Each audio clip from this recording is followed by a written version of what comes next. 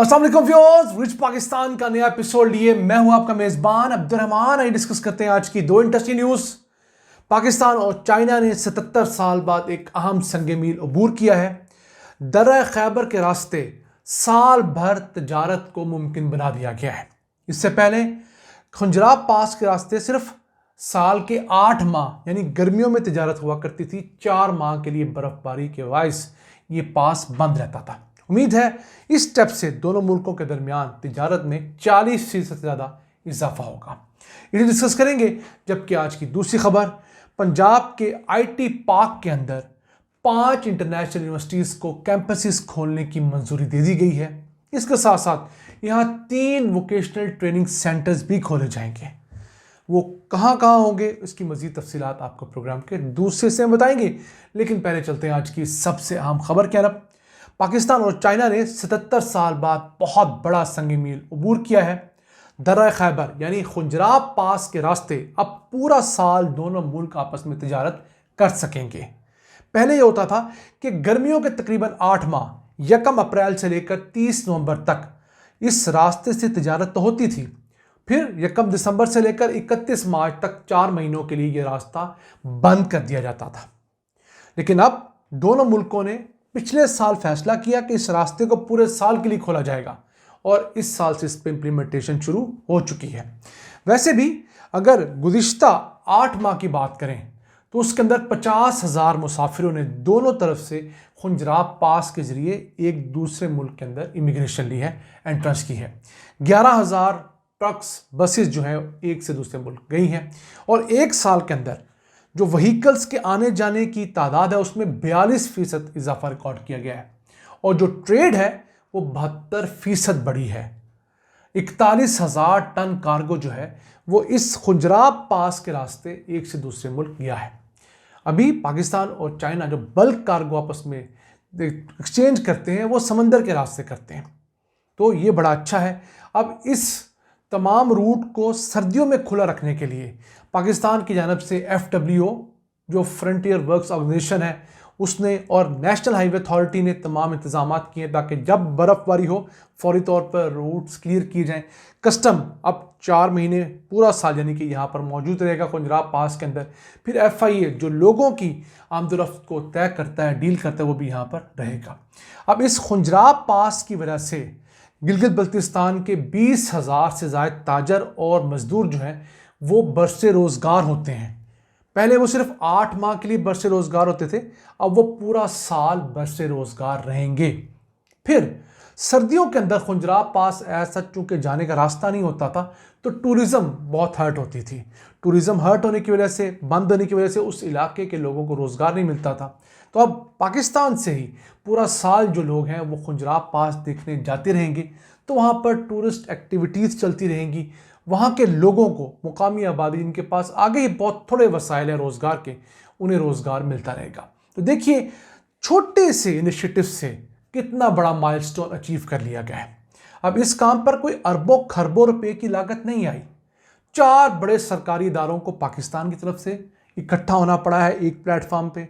इसी तरह 3-4 इदारे जो चाइनीज़ साइड से थे वो अपनी तरफ की चीज़ें देख रहे हैं और ये एक इतना अहम रूट, सिल्क रूट, जो हज़ारों सालों से इस खित्ते के अंदर ट्रेड का एक बाइस था, उसे पूरा साल खोल दिया गया है। यानी कोई भी पाकिस्तानी ताजर कोई चीज़ बेचना चाहे, मंगवाना चाहे, पूरा साल बाई रोड मंगवा सकता है। तो ये पाकिस्तान के लिए, हमारे लोगों के लिए, चाइना के लिए दोस्ती की अलामत भी है और अहम संग मील भी है। अब खुंजराब पास सतह समंदर से 5,000 मीटर बुलंदी पर वाक़ है। इस तरह के मुकामात अगर दीगर मुल्कों के पास होते तो उससे बहुत बड़ी टूरिस्ट डेस्टिनेशन के तौर पर डेवलप कर चुके होते। लेकिन हमारी बदकिस्मती है, आज भी खुंजराब पास आप जाएं तो आपको वहाँ पर एक बेयाबानी का मंजर नज़र आता है।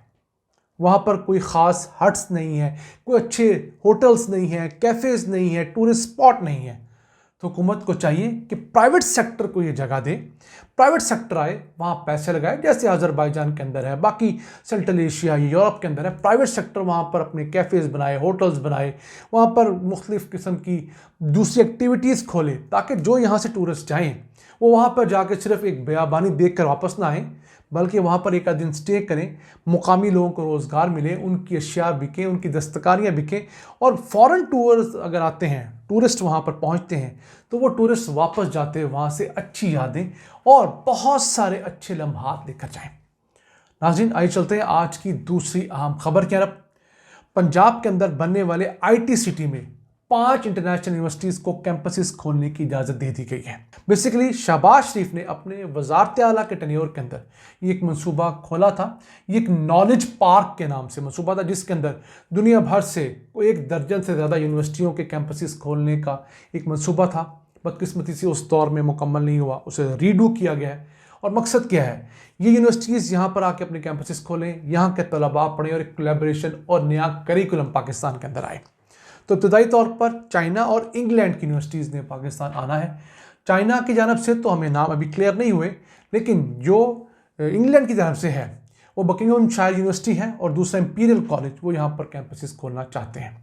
फिर 3 वोकेशनल ट्रेनिंग इंस्टीट्यूट भी चाइनीज़ यहाँ पर खोलने के तरफ आमादा है। एक है टैंग, दूसरा है जर्ट और दूसरा है बेफांग। तो ये भी यहाँ पर खोलेंगे। अब पाकिस्तान को दोनों किस्म की तालीम देनी है। एक रवायती तालीम जो आप आम हालात में देखते हैं, जो बच्चा BA करता है, MA करता है, सॉफ्टवेयर में जाता है, कंप्यूटर साइंसेज में, इसके अलावा इंजीनियरिंग में, किस तरह। और ऐसे बच्चे जो तालीम हासिल नहीं कर पाते या इब्तदाई तालीम हासिल करते हैं, उसके बाद अपनी एजुकेशन परसू नहीं कर पाते, उन्हें अच्छा रोज़गार देने के लिए, माशरे में अच्छा मकाम देने के लिए हमें ज़रूरी है कि हम लोग टेक्निकल ट्रेनिंग, वोकेशनल ट्रेनिंग के अच्छे इंस्टीट्यूट्स कायम करें। लोगों को हम प्लम्बर बनाएं, इलेक्ट्रिशियन बनाएं, गाड़ियों के डेंटिंग पेंटिंग का काम सिखाएं, इलेक्ट्रिक व्हीकल्स का काम सिखाएं, कूलिंग का, हीटिंग का, जो भी हाथ से करने वाले काम है वो सिखाए जाएं। क्यों?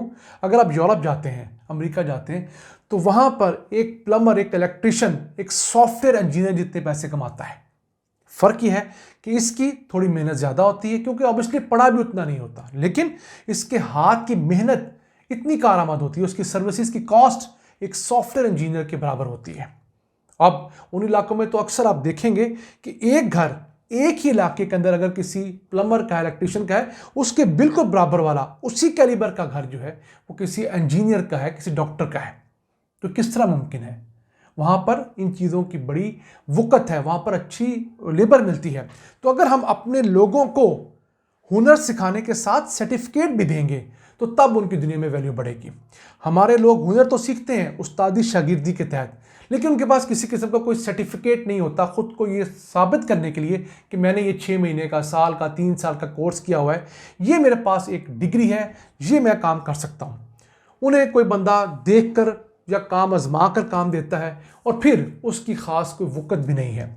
अब दुनिया में हर चीज़ सर्टिफिकेशन के ज़रिए चल रही है।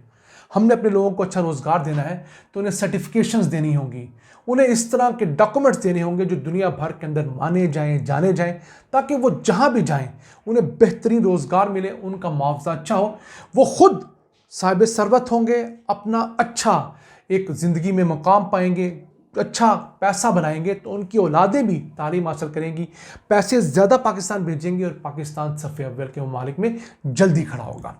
नाज़रीन, ये था आज का एपिसोड। हमें उम्मीद आपको पसंद आया होगा। अपनी सजेशंस, अपनी आराज़ से हमें आगाह रखा करें। अपने मेज़बान अब्दुल रहमान को इजाज़त दीजिए। अल्लाह ने के बाद।